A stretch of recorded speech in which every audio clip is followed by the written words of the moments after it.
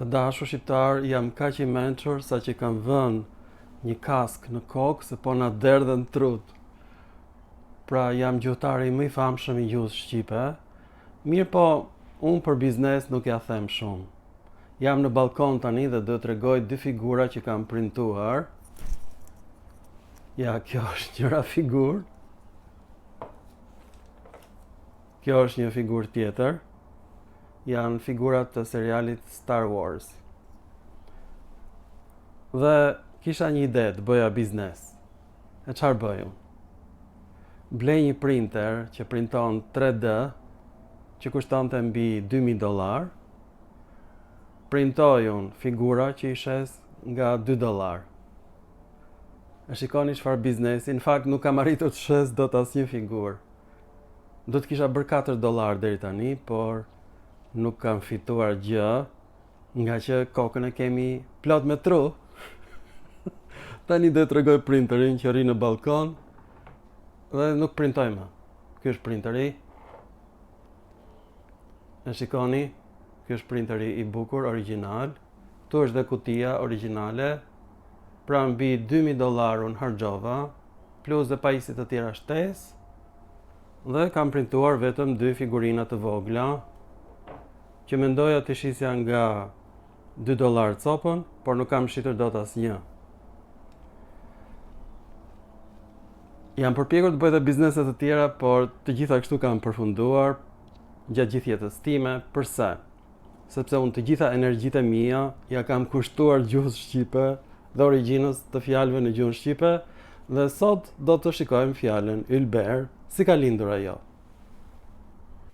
Të dashur shqiptar, sot është një ditë e veçantë, sepse sot do të mësojmë se si u krijua fjala ylber. E sakt, janë shumë shpjegime në internet, janë përpjekur autorët më të mirë, Krahe, Pedersen, Jokli, Mayer, Çabej, Kolestopalli, por asnjëri s'ka patur sukses. Janë përpjekur dhe unë, por s'ja kam arritur dot. Zbulimin e ka bërë një arbëresh,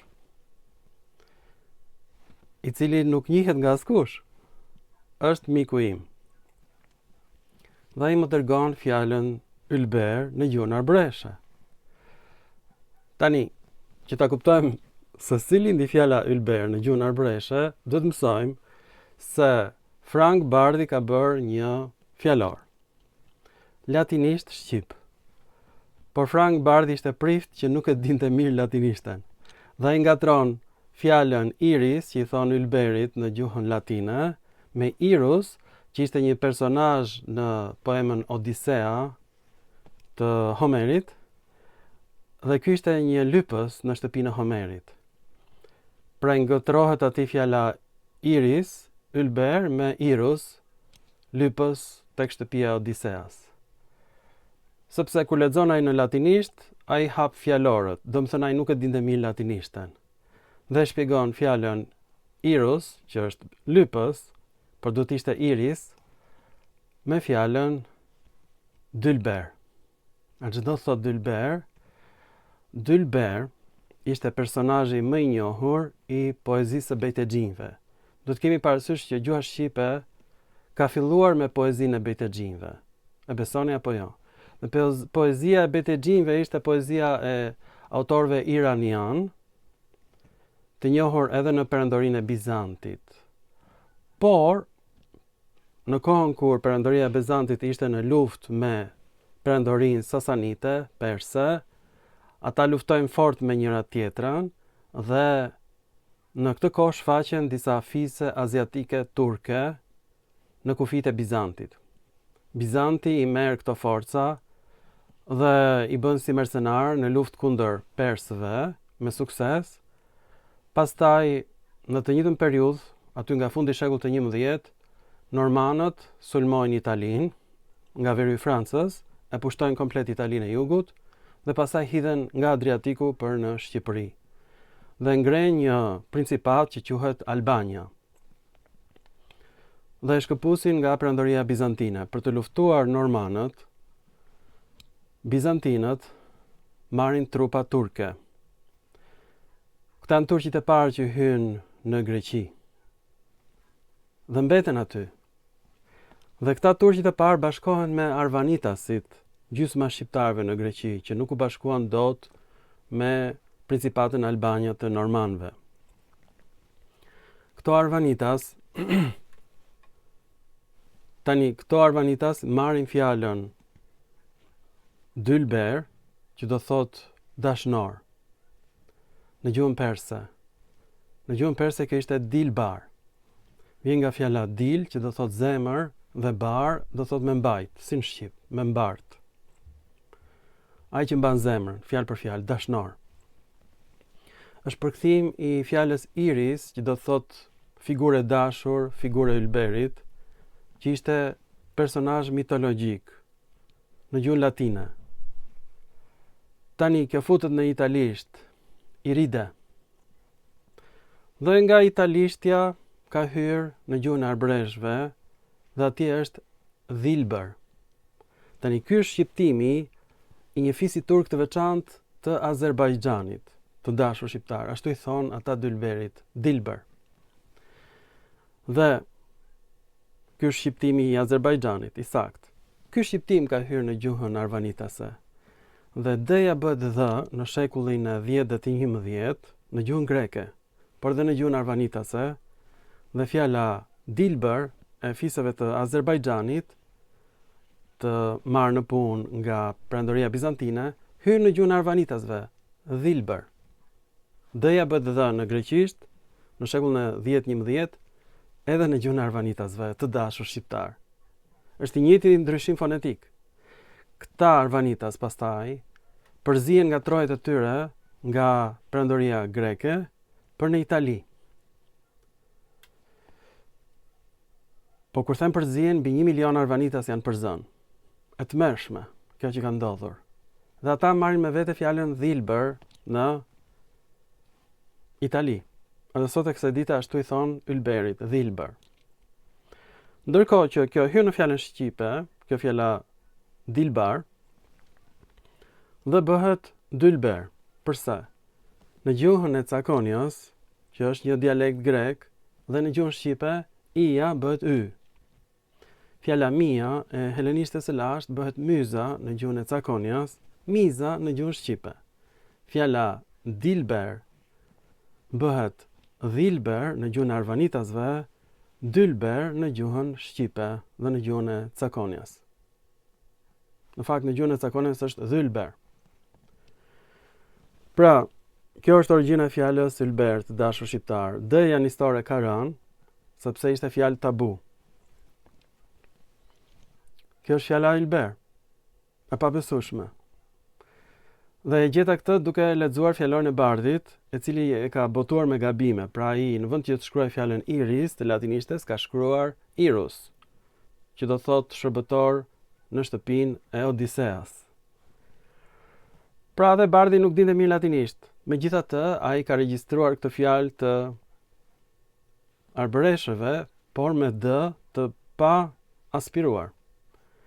D-ja aspirohet vetëm në gjuhën e arvanitasve, në dhilber. Ndërkohë që në gjuhën e Bardhit është dilber dhe dylber. Ija bëhet y në shqip dhe në gjuhën e Cakonios. Tmer o tmer. Tani, në gjuhën e Çamëris, kjo interpretohet si yliber, ose ylli dhe harku, beri, ose gjarpri, beronja. Dhe ka hyrë në gjuhën shqipe ylber, por në gjuhën e Piqerasit, aty ku janë grekët, minoritarët, është kuluver, dhe kulurit ata i thonë kulaçit të rumbullakët. Pra e kanë greqizuar këtë fjalë. Ndryshe i thonë edhe me kuptimin luri, i thonë brezit të plakës. Cigras to luri, fjalë për fjalë brezi i shënmërisë në gjuhën e grekërve. Pra grekët ngatrojnë fjalën yliber me kuluver, që është kulluri, kulaçi rumbullakët, dhe luri, që është pikërisht brezi plakës në greqishtën e re. Pra e kanë greqizuar fjalën ylber. Luluber, luluver, pastaj Shqiptarët që banojnë afër grekërve kanë kthyer në vajzë ver. Brezi plakës. Plakën e kanë kthyer në vajzë, shqiptarët që banojnë pranë minoritetit grek. Ndërsa çamët e kanë interpretuar si ylli dhe ber, harku. Por që të gjitha kanë ardhur nga dylber. Sepse kjo është në gjuhën e arbreshëve, dhilber, dhe kjo është në gjuhën e Azerbajxhanit, dilber, që vjen nga gjuha perse, dilbar, do të thot ai që mban zemrën, dashnor. Tash çka ka ndodhur? Gjuha shqipe për 500 vjet. Gjuha jonë e dashur ka përdorur poezi për dylberët. Ishte poezi për dashnor, pra nuk u këndonte vajzave, por djemve. Është një mënyrë këndimi e autorëve iranian. Ka hyrë në gjuhë turke, por edhe si praktik, të kesh një dashnor, një djalë të vogël, turpi botës. Pra, neve turqit na kthyen në dylber, na ndryshuan zakonet tona. Ne ju këndonim vajzave të bukura ilire dhe krejt pa pritur filluam të pëlqejmë djemt. Ne shqiptarët jemi bërë dylber. Ka ndryshuar kodi gjenetik i shqiptarëve. Në vend që shqiptarët pëlqejnë vajzat, shqiptarët pëlqejnë djemt dhe u këndojnë djemve për 500 vjet me radhë. Dhe ylberi të dashur shqiptar është dylberi, fjalë për fjalë. Mi po doja një histori ka rënë sepse kjo është fjalë tabu. Kjo është historia e ylberit të dashur shqiptar, që se ka kuptuar asnjëri në botë. Mi po, nga që unë lexoj shumë, nuk kam mendje për biznes. Dhe kam mundësi ta humbas dhe punën, të mbetem dhe pa bukë, të mos shes dot asnjë figurë në internet që kushtojnë $2 copa. Qa do bëj me printerin? Nuk e ble njëri, është i ri fare në balkon që ndron, dhe ky është biznesi im i fundit. Të gjitha bizneset e mia kështu kanë mbaruar. Në fakt edhe me biznesin e këtij kanali televiziv, më shumë kanë kushtuar kamerat, kanë kushtuar mikrofonat, se sa të ardhurat e pakta që vinë, të ardhurat simbolike që vinë nga ky kanal televiziv. Prandaj po të doni, na ndihmoni, që ne të shpjegojmë origjinën e fjalëve të shqipes. E kuptoni apo jo? Ju kam shpëtuar, nuk jeni më dylber. Tani, kam një zgjidhje për ju. Në gjuhën mirandeze, ylberi quhet shiriti i dhelprës. Dhe në gjuhën shqipe, fjala dhelpër, në gjuhën e arbreshëve, është shumë e ngjashme me dhilber, dylberin. Pra, mund ta heqim këtë fjalë të turpshme shumë kollaj, ta quajmë dhelpri, bishti i dhelprës, si në gjuhën mirandeze, në Itali. Dhe ndoshta gjuha arbreshe është ndikuar nga gjuha mirandeze dhe ka ngatruar fjalën dhilber, dylber me fjalën dhelpër, që është bishti i dhelprës. Kështu është ylberi në gjuhën mirandeze. Po të doni ndryshojmë pas një lloj problemi dhe shpëton gjuha shqipe. Të quhet dylberi dhelpri. Ky është propozimi im. Kërkojni gjuhën mirandeze dhe ju dali që është bishti i dhelprës. Dhe me siguri arbreshët në Itali janë ndikuar nga gjuha mirandeze, një dialekt italian. Ju faleminderit për vëmendjen dhe ju lutem na ndihmoni sepse ne nuk kemi mendje për biznes, mendjen e kemi vetëm për gjuhën shqipe. Mirupafshim në filma të tjerë shkencor.